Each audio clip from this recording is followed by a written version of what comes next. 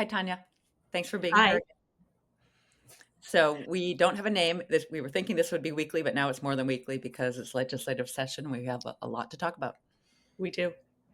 You were at the public hearing for LD 2174. Tell us about it.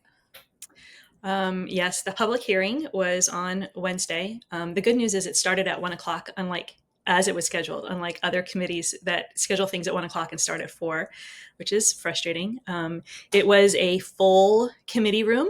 There was an overflow room. I was in the committee room. I understand that the overflow room, the people that was also rather full, and that the people who were there couldn't hear the testimony and the conversation that was happening in the committee room, which is frustrating. I was there, I think, for 4 hours. There were so many people that showed up to give testimony. Normally, when you show up to give testimony, you're allotted 3 minutes to speak. Just before the hearing started, the committee chairs announced that they were going to be reducing that time from 3 minutes down to 2 minutes. And so everyone had to frantically get rid of 1/3 of the prepared remarks that they had. Mm. So that's interesting. And here's an aside. Now that I live in New Hampshire, I still care a lot about Maine, obviously, but I'm following New Hampshire legislation a lot. In New Hampshire, which has about the same population as Maine, there's 1,000 bills introduced a year. In Maine, Wow. I was told that there's over 2,000 bills this session, and this session is supposed to be a short session for emergency bills and carryover bills only.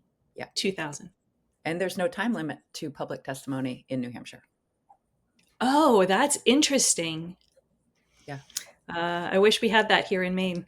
There's some other things I wish we had here in Maine for public hearings and You testimony. also mentioned this prior notice issue. Right.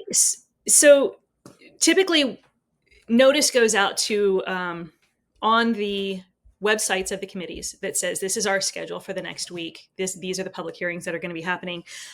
Just recently, within the last maybe 5 days, I'm not certain when this came out, that public hearing notice requirement has been removed. Public hearings can happen without any public notice being given. Yeah. Yeah. That's makes it really hard for members of the public to participate, right?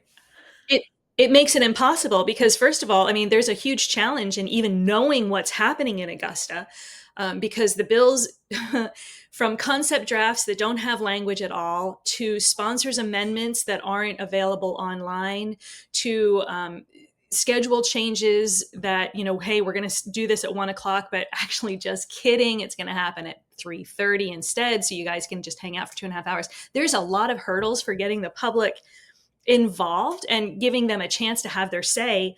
And they just keep making it harder for unpaid volunteers, concerned citizens to be there. Right. So can The you tell, lobbyists are there. yes, the lobbyists are there. So you had a brilliant idea about testimony. Do you want to describe it? Sure. So what we've learned is that each committee is allowed to adopt rules for testimony. In fact, this committee adopted a rule early on that said any legislators that want to speak have to go last. So we had legislators who were sitting in that room for hours upon hours, not able to be in their own committee rooms because they were waiting for their chance to speak. That's a problem. But also lobbyists who are paid to be there were given the first dibs at speaking. And I think that paid lobbyists, first of all, I think that it should be announced, I am paid to be here. This testimony, someone was paid to compile it, and I'm paid to be here in this room. I think you should have a show of hands on who's paid and who's not paid to be there. But lobbyists should go last. Yeah. Let the public go first. We have to take time away from our families, our jobs, driving there. I live almost an hour away. I know other people live even further. It's really difficult. So the lobbyists generally live closer to Augusta. Let them go last. I think that's a great idea. Again, in New Hampshire, lobbyists have to wear an orange pin right here that indicates they're a lobbyist. I love that, with it, like the scarlet letter L or something on their shirt. That would So be great. tell us about LD 2174. Can you tell who wrote it and what are the most odious parts of this bill? Goodness. Who wrote it? It's being brought forward by Representative Chris Kessler. He lives in South Portland. He was asked during the committee hearing who wrote the bill. He said that the idea came from an attorney at Pretty Flaherty. Jeff Thaler, I think is his name. He is an attorney at Pretty Flaherty. He also spoke. He said he did not write the bill, but he brought the bill forward. So we don't know for sure who wrote it. It sounds like it came from a law office. But we have checked the Maine lobbying website, and there's nobody claiming that they are lobbying for this bill. So nobody's claiming that they're being paid to lobby for this bill, right? Sure, that's I don't know all of the details for the rules around lobbying and who's there under their own free will and who's being paid for it. But gosh, Pretty Flaherty is an awfully large law firm. I would be surprised. Well, I am surprised that someone would just out of their own goodwill without any compensation draft a bill as odious as this one. And I should clarify what I said, which is there are other lobbyists from other firms who are being paid to lobby for this bill, but I couldn't find anyone Right. from Pretty Flaherty. So tell us about the bill itself. So the bill, LD 2174, it streamlines permitting. It's being presented under the guise of streamlining permitting for energy development projects, solar, wind, storage, and transmission lines. Streamlining all of the permitting for all of those things, which we agree, maybe there needs to be some modifications in how permitting happens. I'm not an expert in it. I don't know a lot about permitting, but the hardest part, actually, there's two things. One of them is set deadlines that if the DEP sits on a permit application too long, it's automatically approved. That's a problem.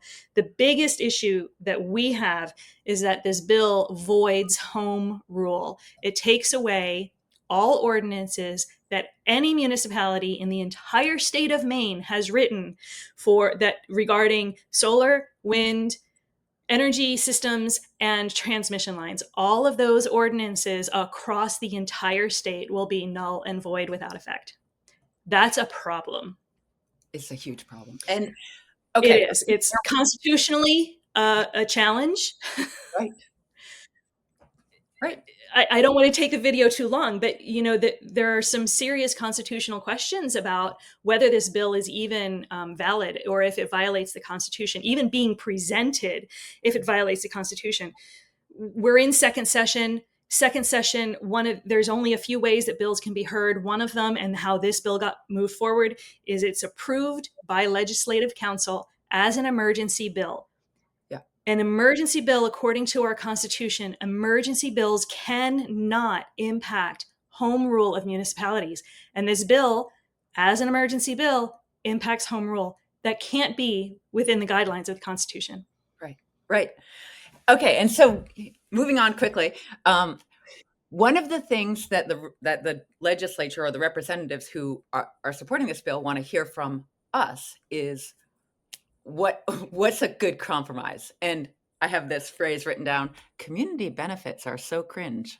You want to explain what that means to people from rural communities? Community benefits are really cringe. The word that comes to mind for me is a bribe. Community benefits packages are basically, we want to put our project in your neighborhood, in your community. What would it take from us for you to allow this to happen? I think that's a bribe. Community benefits packages completely negate the municipality's desires for where things should be built. They completely negate the overall impacts to the communities, the neighborhoods. I mean, you're talking about, with transmission lines, 50% of the property value is going to be diminished within I think it's 1,000 feet of the transmission line. That's a big deal. These community benefits packages don't even take that into account. And the other issue is that community benefits packages, the state views them differently. And I don't know all the ins and outs of this, but let's say that a developer is going to give a town $100,000 in a community benefits package. The state then reduces what the state gives that community towards the school by, I believe, possibly half of that amount. So the developer gives you 100,000, the state gives you 50,000 less, and the community is forever and always altered because this huge industrial development has been put in place. It's pretty cringe. Right. So community benefits can lead to taxes going up in the town, is what we're trying to get at. Yes. Right. Yeah. Right. We're over 10 minutes. We Tanya, are. thank you so much. Talk to you Thank next you. I'm sorry we went so long. There's so much to say. week. Okay. Thanks.